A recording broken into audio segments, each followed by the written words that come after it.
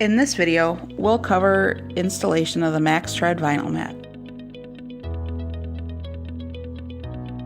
Before you begin, please check to make sure the following parts are included: MAXtread Vinyl mat, mat retainers, black screws with blue sleeves. The recommended tool list is a utility knife, tape measure, hammer, power hammer drill, power torque metered screwdriver, 1/4 inch masonry drill bit. Step 1. Prep the area. Begin by removing and discarding the existing mat and hardware. Fill any holes and make sure the floor is level. Clean, scrape, and dry the recess thoroughly to remove all debris and illuminating any imperfections. Floor may have to be finished with a skim coat. Step 2. Install the mat.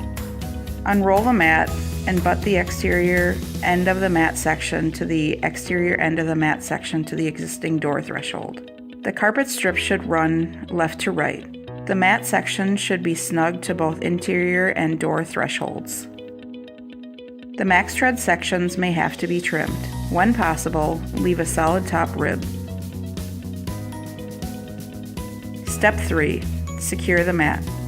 After the trimming is complete, secure the mat retainers to each section. Snap the retainer clip approximately 2 rows from the side and 5 sets of pegs from the bottom.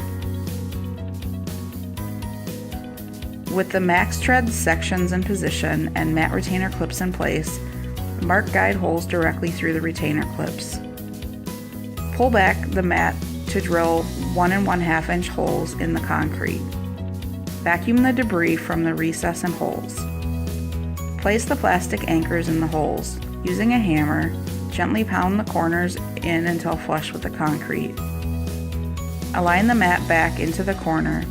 Using a power torque metered screwdriver, fasten screws directly through the mat into the retainer clips.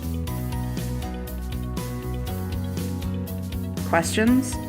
If you have any trouble with installation of your MAXtread vinyl mat, please contact customer support.